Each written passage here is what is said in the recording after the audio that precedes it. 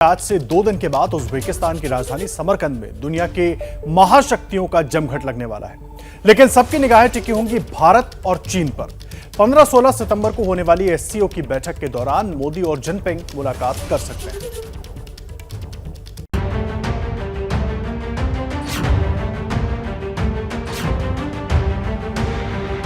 क्या समरकंद से निकलेगा भारत चीन समस्या का समाधान? क्या समरकंद में मुलाकात के बाद चालबाजियों से बाज आएगा चीन? ये सवाल 2 दिन बाद भारत और चीन के राष्ट्राध्यक्षों के बीच होने वाली मुलाकात से पहले उठने लगे हैं। उज्बेकिस्तान का समरकंद इस समय इसलिए भी पूरी दुनिया की निगाहों में है क्योंकि यहाँ पर दुनिया की 2 ताकतें भारत और चीन, उनके बीच में क्या बातचीत होगी, इस पर सबकी निगाहें लगी हुई हैं। और ऐसा इसलिए है क्योंकि इस एससीओ समिट जो कि 15 और 16 सितंबर को होने जा रही है, उसके ठीक पहले एक बड़ा कदम उठाते हुए भारत और चीन के बीच में एक समझौता हुआ है और उसके तहत पेट्रोलिंग पॉइंट 15 यानी कि हॉट स्प्रिंग गोगरा पर दोनों ही देशों की जो सेनाएं हैं वो पीछे जाएंगी, वहां से अस्थायी निर्माण तोड़े जाएंगे। 15-16 सितंबर को समरकंद में एससीओ की बैठक होने वाली है। बैठक में शामिल होने के लिए प्रधानमंत्री नरेंद्र मोदी उज्बेकिस्तान जाएंगे। चीन के राष्ट्रपति शी जिनपिंग भी पहुंचेंगे। एससीओ की बैठक से अलग मोदी और जिनपिंग की मुलाकात का कार्यक्रम है। प्रधानमंत्री मोदी और शी जिनपिंग जब मिलेंगे तो सीमा तनाव का विषय बातचीत का एक अहम बिंदु होगा। भारत एलएसी शांति को दोनों देशों के बीच बेहतर संबंधों का आधार बता चुका है, इसलिए हो सकता है कि दोनों नेताओं के बीच गर्मजोशी भी दिखे। भारत और चीन के अलावा दुनिया की निगाहें ईरान पर भी होंगी। उज्बेकिस्तान के समरकंद में एससीओ समिट का ये वेन्यू है और यहाँ पर सबसे अहम बात यह है कि कुछ ऐसी मुलाकातें होने जा रही हैं जिनको लेकर के ये चर्चा है कि उससे दुनिया की जो डिप्लोमेसी है उसकी सूरत बदल सकती है। कुछ ऐसे घटनाक्रम होने जा रहे हैं। ईरान को जिस तरह से एक एससीओ समिट के मेंबर स्टेट के तौर पर दाखिला मिलने की जो बात है कि ईरान इसमें शामिल हो जाएगा, उससे एक बड़ा ब्लॉक यहाँ पर बनने की बात कही जा रही है। और ऐसा ब्लॉक जो कि वेस्ट के खिलाफ होगा। आप सोचिए, एक संगठन में रूस भी हो, चीन भी हो, ईरान भी हो और सेंट्रल एशिया के देश भी हों।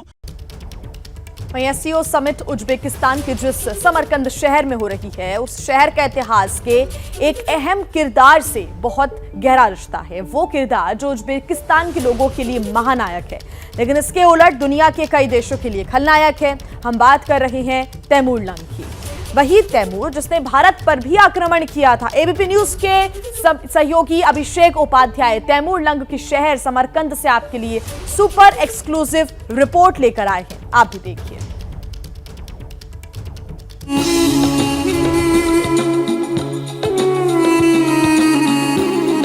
ये समरकंद है, मध्य एशिया के मुल्क उज्बेकिस्तान का ऐतिहासिक शहर।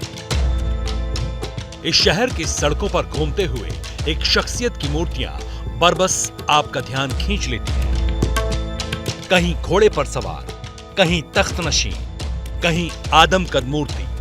समरकंद ही नहीं, पूरे उज्बेकिस्तान में ये शख्स किसी महानायक का रुतबा रखता है। नाम है तैमूर लंग। बिल्कुल सही समझे आप, वही तैमूर लंग जिसका जिक्र हिंदुस्तान के इतिहास में एक आक्रमणकारी, हत्यारे और लुटेरे के तौर पर दर्ज है, जो पल भर में इंसानों को मारकर लाशों की मीनार खड़ी करवा देता था, जिसकी क्रूरता की कहानियों से दुनिया के न जाने कितने मुल्कों की किताबें भरी पड़ी हैं, जिसका खौफ उसकी मौत के 600 साल बाद भी जिंदा है। उसी तैमूर लंग के शहर में मौजूद है एबीपी न्यूज संवाददाता अभिषेक उपाध्याय। मैं इस समय इतिहास की एक ऐसी कब्र में हूं जहां जब कभी भी अतीत की हवाएं चलती हैं तो वक्त का पहिया कांप उठता है। और ये जो इतिहास की कब्र है, ये उज्बेकिस्तान के इस ऐतिहासिक शहर समरकंद के शासक अमीर तैमूर की धरोहर यहाँ है। तैमूर की कहानियां भी आपको सुनाएंगे, लेकिन पहले जान लीजिए कि आज भी जिस जगह लोगों का तांता लगता है वो है समरकंद का बाग गुरे आमिर, जहां मौजूद है तैमूर लंग का मकबरा। उज़्बेकिस्तान के समरकंद का ये वो मकबरा है जहाँ पर तैमूर सोया हुआ है। तैमूर यानी कि इतिहास का वो सुल्तान जिसकी कब्र के भीतर आज भी दुनिया भर के अलग अलग हिस्सों से कराहती हुई चीखें जिंदा है। यहाँ पर आप जैसे कदम रख कर के आगे बढ़ते हैं वैसे वैसे समरकंद से लेकर के अफगानिस्तान और उसके बाद दिल्ली तक जो कत्लेआम का एक कत्ले गारत का एक सिलसिला चला हुआ था उसकी आहें यहाँ पर गूंजती हैं। बाग गुरे आमिर का मतलब होता है राजा का मकबरा। लेकिन क्या आप जानते हैं कि जिस तैमूर का खौफ जीते जी दुनिया के कई मुल्कों में था, मौत के बाद भी उसका डर बरकरार है। समरकंद के लोग और कुछ इतिहासकारों के मुताबिक कुछ ऐसा हुआ है कि अब कोई भी शासक या सरकार तैमूर की कब्र को खोलने की हिम्मत नहीं जुटा पाती। कहानी हैरान करने वाली है। दावा किया जाता है कि इतिहास में 2 बार तैमूर की कब्र को खोला गया और दोनों बार कब्र खोलने वालों के साथ कुछ ऐसा हुआ कि तीसरी बार किसी ने ऐसा किया ही नहीं। ये काली कब्र तैमूरलंग की है। उसके बेटे शाहरुख की कब्र, मिरासा की कब्र, तैमूरलंग के एक और बेटे की कब्र, तैमूरलंग के जो पोते और पड़पोते हैं उनकी यहाँ पर कब्रें हैं। इन कब्रों के भीतर समय का जो हिस्सा सोया हुआ है वो हिस्सा अपने दौर में इस कदर विकराल और क्रूर था कि दुनिया उससे कांपती थी। तैमूरलंग की कब्र से खौफ खाने की 2 कहानियों के इतिहास में बहुत चर्चा है। पहली कहानी रूस के शासक जोसेफ स्टालिन से जुड़ी है। 1941 में जोसेफ स्टालिन ने तैमूर की कब्र को खोलने का आदेश दिया। सोवियत मानव विज्ञानी मिखाइल गेरिस्मोव ने 1941 में कब्र को खोला था। उन्होंने बताया कि तैमूर की लंबाई करीब 6 फीट थी और वो दाएं पैर और दाएं हाथ से अपंग था। तैमूर की कब्र पर एक चेतावनी का भी जिक्र उन्होंने किया था जिसमें लिखा था, जब मैं अपनी मौत के बाद दोबारा उठूंगा तो पूरी दुनिया कांप उठेगी। जो भी मेरी कब्र खोलेगा वो शत्रु से बुरी तरह हारेगा। इस चेतावनी का जिक्र हमारे रिपोर्टर से तैमूर के मकबरे के बारे में बताने वाले गाइड ने भी किया।